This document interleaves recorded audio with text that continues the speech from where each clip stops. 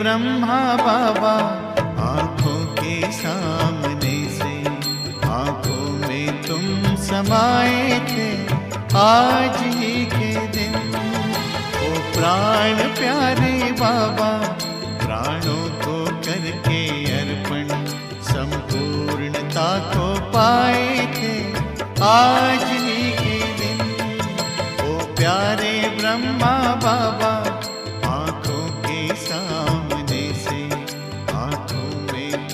समाए थे आज ही के दिन। 18 जनवरी 18 जनवरी 18 जनवरी आज ही के दिन।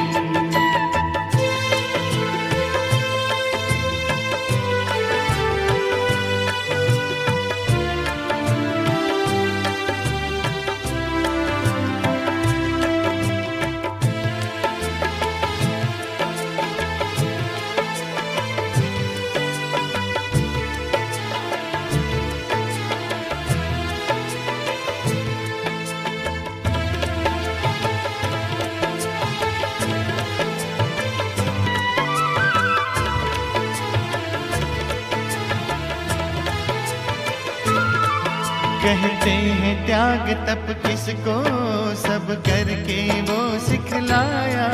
कहते ही नहीं थे बाबा सब करके भी दिखलाया। कहते हैं त्याग तप किसको सब करके वो सिखलाया। कहते ही नहीं। ओम शांति।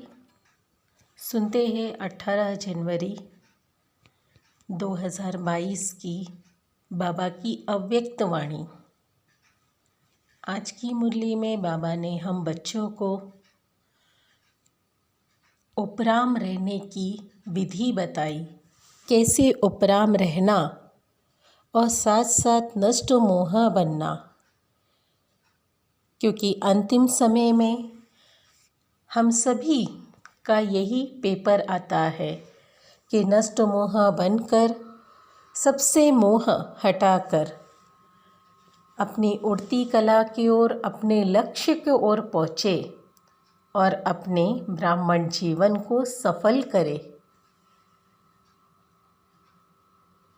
बाबा ने अंतिम समय के लिए हम बच्चों को इशारा दे दिए। सुनते हैं बाबा की अव्यक्त वाणी। सार में बाबा ने कहा, मीठे बच्चे सवेरे उठकर बाबा को बहुत प्रेम से याद करो। बाबा को याद करेंगे तो बाबा भी प्यार करेंगे, कशिश होगी। मुरली में गीत बजा है, तुम्हें पाकर हमने जहाँ पा लिया, ज़मीं तो क्या आसमां पा लिया। ओम शांति। मीठे मीठे बच्चों को बाबा बार बार समझाते हैं, बच्चे अपने को आत्मा समझो, ये शरीर मेरा नहीं, यह भी ख़त्म होना ही है, हमको बाप के पास जाना है। ऐसे ज्ञान की मस्ती में रहने से तुम्हारे में कशिश बहुत आएगी। यह तो जानते हो कि ये पुराना चोला छोड़ना ही है, यहाँ रहना नहीं है। इस शरीर में ममत्व निकल जाए। इस शरीर में सिर्फ सर्विस के लिए ही है, इसमें ममत्व नहीं हो, बस घर जाए। यह संगम युग का समय भी पुरुषार्थ के लिए बहुत आवश्यक है। अभी ही समझते हो कि हमने 84 का चक्र लगाए। बाप कहते हैं, भल धंधे दोरी आदि करो। गृहस्थ व्यवहार में रहते बुद्धि में यही याद रहे कि सब कुछ खत्म होना ही है, अब वापस घर जाना है। बाबा भी सदैव घर में रहते हैं ना। भल 8 घंटे धंधे आदि में लगाओ, 8 घंटे आराम करो, बाकी समय बेहद के बाप से वार्तालाप अर्थात रूह रिहान करो। बाबा की श्रीमत है, मीठे बच्चे निरंतर याद की यात्रा पे रहो। जितना याद की यात्रा पर रहेंगे तो तुम्हारी प्रकृति दासी बनेंगी। सन्यासी लोग कब मांगते नहीं, वह योगी तो है ना। निश्चय रहता है कि हमें ब्रह्म में लीन होना है। बहुत पक्के रहते हैं कि बस हम चाहते हैं यह शरीर छोड़ जाएंगे। बड़ी मेहनत करते हैं। भक्ति मार्ग में कई भक्त देवताओं से मिलने के लिए अपना जीव घात भी कर लेते हैं। आत्मघात तो नहीं करेंगे, वह तो होता नहीं है, बाकी जीव घात होता है। तुम बच्चे योग में रहते हो तो जैसे अमर हो। अभी कोई भी ख्याल नहीं आएगा कुछ करे, परंतु वह अवस्था मजबूत हो। पहले तो अपने अंदर देखना है कि हमारे में कोई खामी तो नहीं। खामी नहीं होगी तो सर्विस भी अच्छी कर सकेंगे। फादर शो सन, सन शोस फादर। बाबा ने तुम्हें लायक बनाया और तुम बच्चों को फिर नए नए को बाप का परिचय देना है। बच्चों को बाबा ने होशियार कर दिया है। बाबा जानते हैं बहुत अच्छे अच्छे बच्चे हैं जो सर्विस करके आते हैं। रात दिन यही ख्याल चलता है कि हम इनका जीवन कैसे बनाए, इससे हमारा जीवन भी उन्नति को पाएगा। खुशी होती है ना।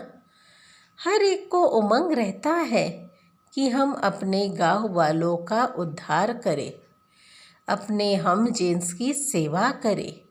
बाबा भी कहते हैं बच्चे चैरिटी बिगिंस एट होम। बाबा बैठ बच्चों को शिक्षा देते हैं कि बच्चे तुम्हें पहले अपनी उन्नति करनी है। बाप जानते हैं कि रूहानी कल्प वृक्ष कल्प पहले मिसल है। यह वृक्ष है ना, इनमें सभी सेक्शन हैं। तुम आगे चल सब साक्षात्कार करेंगे। कैसे सब रहते हैं, सिजरा तो जरूर है।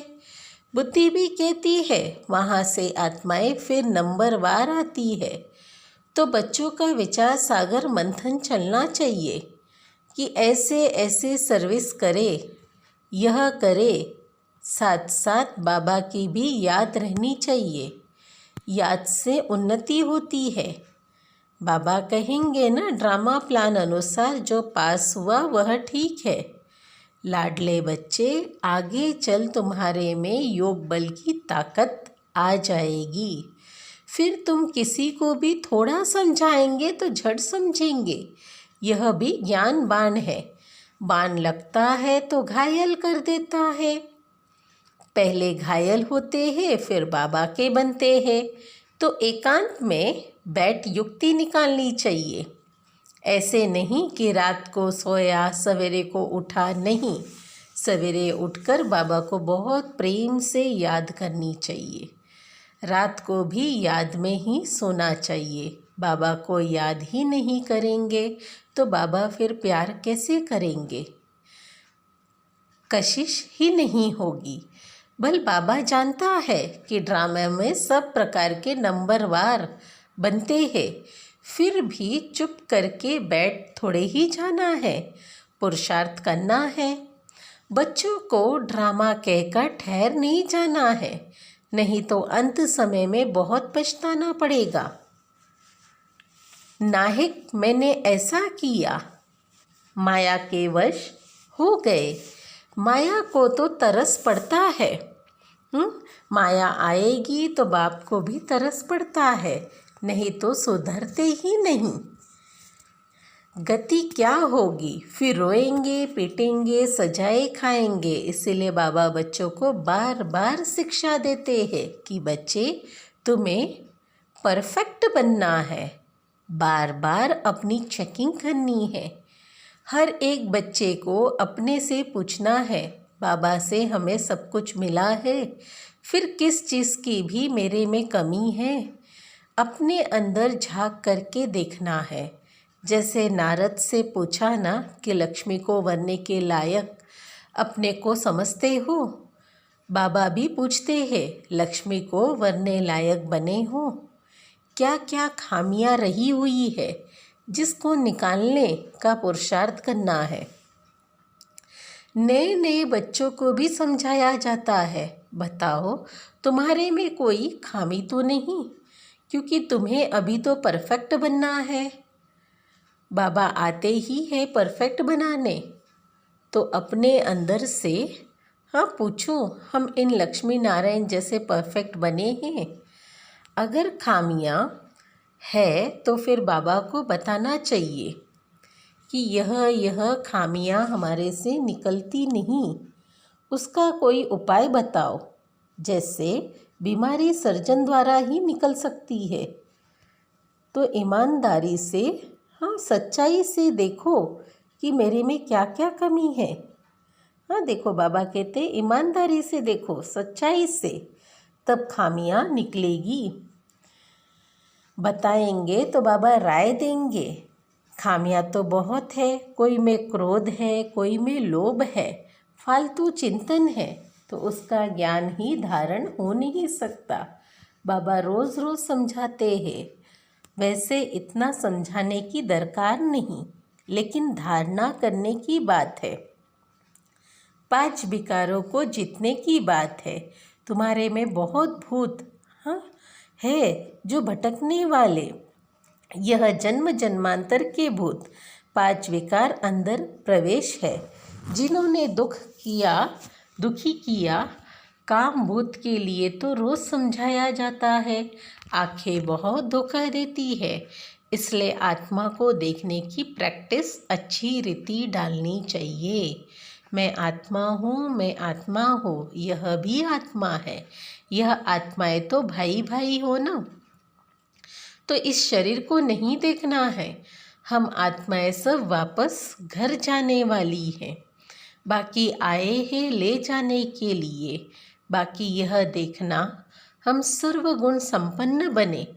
कौन सा गुण कम है? आत्मा को देख बताया जाता है कि इस आत्मा में यह खामियां हैं, तो फिर बैठकर हाँ करंट दे, इनसे ये बीमारी निकल जाए।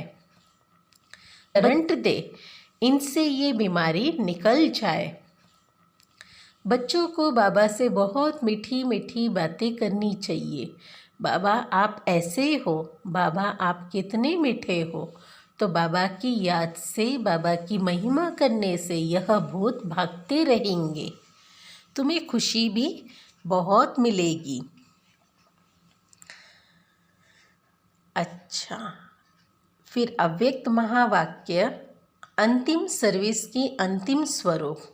बाबा कहे अपने अंतिम स्वरूप का साक्षात्कार होता रहता है ना, क्योंकि जितना जितना नज़दीक आते जाते हैं उतना ऐसे अनुभव होगा जैसे कोई सम्मुख वस्तु दिखाई दे रही है। ऐसे ही अनुभव होगा कि अभी अभी यह बनेंगे। जैसे वृद्ध अवस्था वालों को यह स्मृति रहता है कि अभी हम वृद्धा हो गए हैं, अभी जाकर बच्चा बनूंगा। ऐसे ही अपने अंतिम स्वरूप की स्मृति रहनी चाहिए। सम्मुख स्पष्ट रहे तो साक्षात्कार भी हो। अभी यह है, अभी ऐसा बनूंगा। जैसे शुरू में सुनाए थे ना, जब मंजिल पर पहुंच जाएंगे तो ऐसे समझेंगे कि कदम रखने की देरी है। एक पाँव रख चुके हैं, दूसरा रखना है, बस इतना अंतर। तो ऐसे अपने अंतिम स्टेज की समीपता का अनुभव करें। जैसे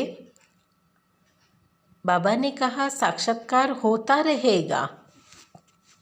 जैसे आईने में अपना रूप स्पष्ट दिखाई देता है, वैसे ही नॉलेज के दर्पण में ऐसा ही अपना अंतिम स्वरूप स्पष्ट दिखाई दे। जिसे कोई बहुत अच्छा सुंदर चोला सामने रखा हो और मालूम हो कि हमको यह धारण करना है, तो न चाहते हुए भी धारण करने के समय जैसे जैसे नज़दीक आता रहेगा तो अटेंशन जाएगा, क्योंकि सामने दिखाई दे रहा है। ऐसे ही अपना अंतिम स्वरूप सामने दिखाई दे, उस स्वरूप की तरफ अटेंशन जाता रहे कि यह लाइट का स्वरूप कहो व चोला कहो, लाइट ही लाइट दिखाई पड़े। फरिश्तों का स्वरूप देखो क्या होता है, देखने वाले भी ऐसे अनुभव करेंगे कि ये लाइट के वस्त्रधारी है, लाइट ही इन्हों का ताज है, लाइट ही वस्त्र है, लाइट ही इन्हों का श्रृंगार है। जहाँ भी देखेंगे तो लाइट ही देखेंगे, मस्तक के ऊपर भी देखेंगे तो लाइट का क्राउन दिखाई देगा, नैनों में भी लाइट की किरणें निकलती हुई दिखाई देगी। तो ऐसे रूप सामने दिखाई पड़ता है ना, क्योंकि माइट रूप अर्थात शक्ति रूप का जो पाठ चलता है वह प्रसिद्ध किससे होगा? लाइट रूप से। कोई भी सामने आए तो 1 सेकंड में अशरीरी बन जाए, वह लाइट रूप से ही होगा। ऐसा चलता फिरता लाइट हाउस हो जाए जो किसी को भी शरीर नहीं दिखाई पड़े। विनाश के समय पेपर में पास होना है तो सर्व परिस्थितियों का सामना करने के लिए लाइट हाउस बनना पड़े। चलते फिरते अपना वह रूप अनुभव होना चाहिए, ये प्रैक्टिस करनी है। शरीर बिल्कुल भूल जाए। अगर कोई काम भी करना है, चलना है, बात करनी है, वह भी निमित्त आकारी लाइट का रूप धारण करना है। जैसे पाठ बजाने समय चोला धारण करते हो, कार्य समाप्त हुआ, चोला उतार लिया, 1 सेकंड में धारण करेंगे, 1 सेकंड में न्यारे हो जाएंगे। जब यह प्रैक्टिस पक्की हो जाएगी फिर यह कर्म भोग समाप्त होगा। जैसे इंजेक्शन लगाकर दर्द को ख़त्म कर देते हैं, हठ योगी तो शरीर से न्यारा होने का अभ्यास कराते हैं। ऐसे ही यह स्मृति स्वरूप का इंजेक्शन लगाकर देह की स्मृति से गायब हो जाए, स्वयं भी अपने को लाइट रूप अनुभव करे, दूसरे भी वही अनुभव करेंगे। अंतिम सर्विस यही है। इससे सारा कारोबार लाइट अर्थात हल्का हो जाएगा। जो कहावत है, पहाड़ भी रुई बन जाए, ऐसे कोई भी कार्य लाइट रूप बनने से हल्का हो जाएगा। बुद्धि लगाने की भी आवश्यकता नहीं रहेगी। हल्के काम में बुद्धि नहीं लगानी पड़ती, तो इस लाइट रूप की स्थिति में रहो। जो मास्टर जानी जाननहार है, मास्टर त्रिकालदर्शी के लक्षण हैं, वह आ जाएंगे। ये करे वो करे ये सोचना भी नहीं पड़ेगा। बुद्धि में वही संकल्प होगा जो यथार्थ करना ही है। जैसे इंजेक्शन के नशे में बाबा के ही जैसे इंजेक्शन के नशे में बोलते हैं, हिलते हैं, सभी कुछ करते हैं, स्मृति नहीं रहती। कर रहे हैं ये स्मृति नहीं रहती, स्वतः ही होता रहता है। वैसे कर्म भोग व कर्म किसी भी प्रकार का चलता रहेगा, लेकिन स्मृति नहीं रहेगी। आप अपनी तरफ आकर्षित नहीं करेंगे। ऐसे स्टेज की भी अंतिम स्टेज कहा जाता है। ऐसा अभ्यास होना चाहिए। ये स्टेज कितना समीप है, बिल्कुल सम्मुख, तब पहुंच जाए। जब चाहो तब लाइट रूप हो जाओ, जब चाहो तब शरीर में आ जाओ। कुछ करना हो वह करे, सदा काल के लिए इसी स्थिति में स्थित होना है। बीच बीच में कुछ समय तो रहे हैं ना, फिर ऐसे रहते रहते सदा काल हो जाएगा। जिससे साकार में आकार का अनुभव करते हैं। फर्स्ट में रहने के लिए फरिश्ता का अनुभव करेंगे। ऐसी स्टेज तो आनी ही है। शुरू शुरू में बहुतों को साक्षात्कार हुआ, लाइट ही लाइट दिखाई दिया। अपने लाइट के क्राउन को अनेक बार साक्षात्कार किए न, ये अंतिम समय भी वही प्रैक्टिस हो।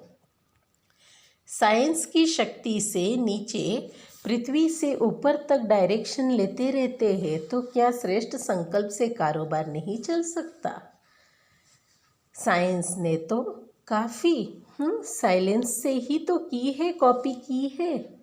तो एग्जाम्पल देने अर्थात पहले से स्पष्ट रूप में आपके सामने आए। कल्प पहले तो आप लोगों ने किया, फिर बोलने की आवश्यकता नहीं। जैसे बोलने में बात को स्पष्ट करते हैं, ऐसे ही संकल्प में सारे कारोबार चले। जितना जितना अनुभव करते जाते हो, एक दो के समीप आते जाते हो, एक दो से मिलते जाते हो। लाइट रूप होने से व्यर्थ संकल्प, व्यर्थ समय समाप्त हो जाते हैं। वही उठेगा, वही करेगा। आपकी बुद्धि में भी वही संकल्प उठेगा। हाँ, जिसको करना है उनकी बुद्धि में वही संकल्प उठेगा, यही करना है। नवीनता तो यही है। ये कारोबार कोई देखे तो समझेंगे ना, इन्हों के कारोबार कैसे है। इशारे से चल रहा है, नज़र से देखा और समझा। सूक्ष्म वतन यहाँ ही बन जाएगा। देखो, बाबा ने कहा सूक्ष्म वतन बन जाएगा। अच्छा, बाबा याद प्यार दे रहे हैं। अति मीठे अति लाडले सर्व सिखिल दे बच्चों प्रति, मात पिता बाप दादा का दिल व जान, सिख व प्रेम से याद प्यार और गुड मॉर्निंग। रूहानी बाप की रूहानी बच्चों को नमस्ते। हम सब रूहानी बच्चों की रूहानी मात पिता बाप दादा को याद प्यार गुड मॉर्निंग, नमस्ते नमस्ते नमस्ते। सुनते हैं आज के मीठा वरदान। भुजाओं के सामने और भुजाएं बन सेवा करने वाले ब्रह्मा बाप से स्नेही भव। भुजाओं के जैसे सामने और भुजाएं बन सेवा करने वाले, हाँ, ब्रह्मा बाप के स्नेही भव। इसका स्पष्टीकरण है, जो बच्चे बाप के स्नेही हैं वह सदा ब्रह्मा बाप की भुजाओं में समाये रहते हैं। यह ब्रह्मा बाप की भुजाएं ही आप बच्चों को सेफ्टी का साधन है। जो प्यारे स्नेही होते हैं वे सदा भुजाओं में होते हैं। तो सेवा में बाप दादा की भुजाएं हो और रहते हो बाबा की भुजाओं में। इन दोनों ही दृश्य का अनुभव करें। कभी भुजाओं में समा जाओ, कभी भुजाएं बनकर सेवा करो। नशा रहे कि हम भगवान के राइट हैंड हैं। आज का स्लोगन है, संतुष्टता और प्रसन्नता की विशेषता ही उड़ती कला का अनुभव कराती है। संतुष्टता और प्रसन्नता की विशेषता ही उड़ती कला का अनुभव कराती है। आज की लवलीन स्थिति का अनुभव करें। बाबा का बच्चों से इतना प्यार है जो अमृत वेले से बच्चों की पालना करते हैं। दिन का आरंभ ही कितना श्रेष्ठ होता है। स्वयं भगवान मिलने आते हैं, रो रिहान करते हैं, शक्ति भरने आते हैं। बाबा की मोहब्बत के गीत आपको उठाते हैं, कितना स्नेह से बुलाते हैं। उठाते हैं मीठे मीठे बच्चे, प्यारे बच्चे आओ, लाडले बच्चे आओ। तो इस प्यार की पालना का प्रैक्टिकल स्वरूप है सहज योगी जीवन का अनुभव करना। और आज पिता श्री ब्रह्मा बाबा की स्मृति दिवस पर हम सब एक शुद्ध संकल्प करेंगे कि जो बाबा की आश है उसे अवश्य पूर्ण करेंगे। अच्छा, ओम शांति।